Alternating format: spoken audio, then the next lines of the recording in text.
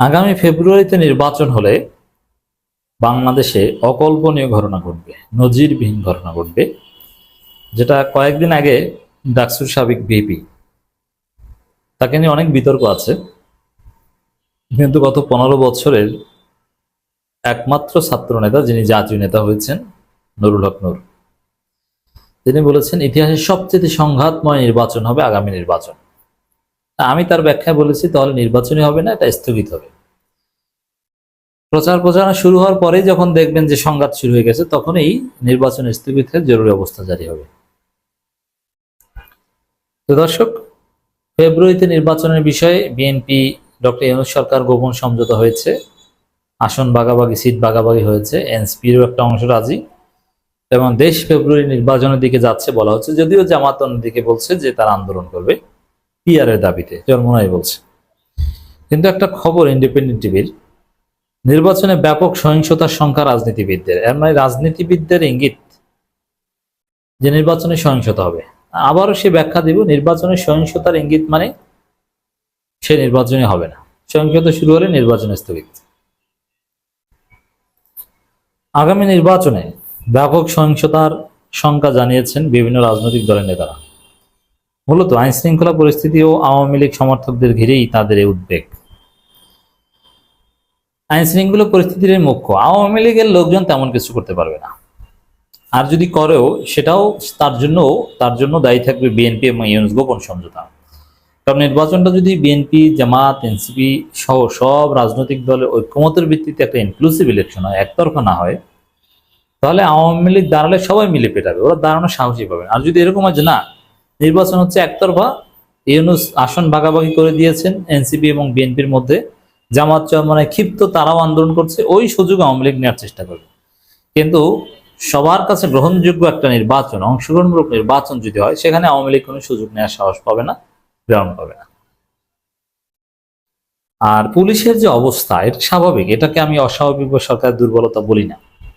যে police গণহত্যাকারী police, যে police ইতিহাসের নিকৃষ্টতম পুলিশ, বিপ্লবের পর সেই পুলিশকে ঢেলে সাজানো হয়নি, তাদের ড্রেস চেঞ্জ করা, লোগো চেঞ্জ করা থেকে শুরু করে কিছুই করা হয়নি। সে আগের লোকজনই আছে, যারা গুলি করেছে তারাই আছে, অল্প কিছু নিয়োগ দেওয়া হয়েছে, তারা মাঠে নামবে এখনো 1.5 বছর পর। তার মানে সব আগের পুলিশ, হাসিনার পুলিশ। এই পুলিশ এখনো দেদারসে ঘুষ খায়, টাকা ছাড়া এদের কাজ নড়ে না। এরা উপরের বসদের, মানে রাজনীতিবিদদের, দুর্বৃত্তদের ফোনে মামলা নেয় না, চাপ প্রয়োগে এরা তটস্থ হয়। কোনো পরিবর্তন হয়নি পুলিশের, আগের সেই ঘুষ, আগের দুর্বৃত্তপনা সব চলছে। তো সেই জায়গায় এই পুলিশ একটা নির্বাচন উপহার দিবে, এটা হাস্যকর। রক্তের বন্যা বয়ে যাবে বাংলাদেশে, এটাই রাজনীতিবিদরা ধারণা করছেন।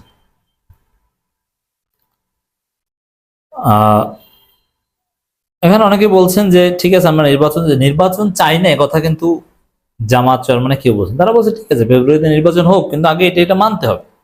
কিন্তু বাস্তব কথা হচ্ছে সহিংসতা হয়ে কোনো নির্বাচন চলবে না। একটা লাশ পড়লে আমরা বলবো যে নির্বাচন স্থগিত করেন। অতএব যাতে লাশ না পড়ে, সেজন্য আপনাকে প্রয়োজনীয় সংস্কার করতে হবে, পুলিশকে নিউট্রালাইজ করতে হবে। এই যে বিএনপি ক্ষমতা চলে গেছে, যে হাইট তৈরি করেছে, এটাই তো লেভেল প্লেইং ফিল্ড শেষ। অন্তর্বর্তী সরকার 1 বছরে বিভিন্ন মন্ত্রণালয়ের সাফল্য ব্যর্থতা নিয়ে পর্যালোচনা তুলে ধরে একটি বেসরকারি সংগঠন, এতে যোগদান রাজনীতিবিদ, বিশ্ববিদ্যালয়ের শিক্ষক, সাংবাদিক সহ অনেকে। যারা ফেব্রুয়ারিতে নির্বাচনের পক্ষে, তারাও বলছেন সহিংসতা হবে, তারাও সহিংসতার আশঙ্কা প্রকাশ করছেন। আমাদের কথা একটাই, সহিংসতা হলে সে নির্বাচনী মানে না, নির্বাচন বাতিল। তবে আলোচনা কেন্দ্রবিন্দুতে উঠে আসে আগামী নির্বাচন ঘিরে নানা চ্যালেঞ্জ প্রসঙ্গ। গণঅভ্যুত্থানের আকাঙ্ক্ষা বাস্তবায়নে পুরোপুরি সাফল্য আসেনি বলে মনে করছে কয়েকটি রাজনৈতিক দল। এছাড়া জুলাই সনদের আইনি ভিত্তি দেওয়ার দাবি জানান তারা। আইনি ভিত্তি, এটা নিয়েও কোনো আলাপ আলোচনা নেই, পার্লামেন্ট ছাড়া আইনি ভিত্তি দেওয়া সম্ভব না, এটা স্পষ্ট করেছে তারা। অতএব দেশ ভাগ বাটোয়ারা হয়ে গেছে, এখন ভাগ বাটোয়ারা বাস্তবায়ন হওয়াটা বাকি। যদিও গোপন সমঝোতার অনেক কিছু বাস্তবায়ন অলরেডি হচ্ছে, কিন্তু সিট ভাগাভাগিটা তো শেষ হতে হলে নির্বাচনটা হতে হবে। এনসিপির যুগ্ম সদস্য সচিব আলাউদ্দিন মোহাম্মদ বলেন, জনগণের যে আকাঙ্ক্ষা, জনগণের যে চাওয়া, জনগণ জনগণের যেভাবে বিপ্লবের সংস্কার চেয়েছিল সেই সরকারের কাছে সেটা তারা বাস্তবায়ন করতে পারছে না, রাইট? কিন্তু এনসিপি মৃদু মৃদু বিরোধিতা করবে, এটা সিরিয়াস বিরোধিতা না। জামায়াত ইসলামী সহকারী সেক্রেটারি জেনারেল এহসানুল মাহমুদ জুবায়ের বলেন, জুলাই সনদের আইনি ভিত্তি থাকতে হবে এবং এর ভিত্তিতে আগামী জাতীয় নির্বাচন হতে হবে। যারাই জনগণের সমর্থন নিয়ে দায়িত্বে যাবেন তারা সেটা কার্যকর করবেন। এই জায়গায় জামাত তাদের আগের অবস্থানে আছে, চরমনাই আগের অবস্থানে আছে। আমরা দেখতে পাচ্ছি যে নির্বাচন ফেব্রুয়ারিতে মানি একথা সবাই বলবে, আবার কিছু দাবিতে আন্দোলন করবে, যার ফলে নির্বাচনে শেষ পর্যন্ত না হওয়ার সম্ভাবনা। ফেব্রুয়ারিতে সংসদ নির্বাচনে ব্যাপকভাবে সহিংসতার সংখ্যা রাজনীতিবিদদের অনেকেরই। এবি পার্টির চেয়ারম্যান মুজিবুর রহমান মঞ্জু বলেন যে ইলেকশনের দিকে হাঁটছেন, দেখে রাখতে পারেন এটা একটা বিপর্যয়কর নির্বাচন হবে। আচ্ছা, বিপর্যয়কর নির্বাচন, মুজিবুর রহমান মঞ্জুর বক্তব্যের সাথে আমি শতভাগ একমত। যে নির্বাচন বিপর্যয়কর নির্বাচন হবে সেই নির্বাচন আমরা কেন করব? আমরা বিপর্যয়কর হতাহত প্রাণহানি আমাদের দরকারটা কি? যাতে প্রাণহানি বিপর্যয় না ঘটে, ক্যাজুয়ালিটিস না ঘটে, সেই ব্যবস্থা করে তারপরে নির্বাচন কেন হবে না? তার আগে কেন নির্বাচন হবে? কথা স্পষ্ট, মানে নির্বাচন হবে না দিন শেষে। কিন্তু ইউনূসের যদি শুভবুদ্ধির উদয় হয়, এই নির্বাচন বাতিল করে ধীরে ধীরে স্থানীয় সরকার নির্বাচন বা এগুলোর মাধ্যমে আস্তে আস্তে টেস্ট করবে, পুলিশ সংস্কার করবে, সবকিছু সংস্কার করে নির্বাচনের দিকে যাবে। আর যদি ঘাটতারামি করেন তাহলে নির্বাচন বাতিল হবে ঠিকই, কিন্তু কিছু মানুষের প্রাণহানি ঘটবে, সেটা দেখে তারপরে বলবে ভাই আর প্রাণহানি চাই না, নির্বাচন লাগবে না, পরে হবে। তো এইটা যে পার্সেন্টেজের ভোটার আওয়ামী লীগের সাপোর্টার, পরবর্তী নির্বাচনে তাদের ভোটিং বিহেভিয়ার কি হবে? এটাও একটা, এই যে অংশগ্রহণমূলক নির্বাচন, সাপোজ এই পাতানো নির্বাচন দেখলে তো আমি নিজেই ভোট দিতে যাব না, আমি নিজে ভোটে দাঁড়ানো তো দূরের কথা, আমি নিজে ভোট দিতেই যাব না। পাতানো নির্বাচন তো আমরা মানি না। তো সেখানে আওয়ামী লীগের সাপোর্টাররা ভোট দিতে আসবে না, আবার ইসলামপন্থী ভোটারদের একটা অংশ অনাগ্রহ প্রকাশ করছে। আপনি কাকে নিয়ে ভোট করবেন? এখন যদি সে আবার 40% ভোট করে তাহলে কি হলো? 40% তো আওয়ামী লীগও দেখাতে পেরেছে, পড়ুক আর না পড়ুক। বিএনপি চেয়ারপারসন উপদেষ্টা, কত যে উপদেষ্টা আছে খালাদা, যে এটা খালাদা যে নিজেও জানেন না, চেনেন না।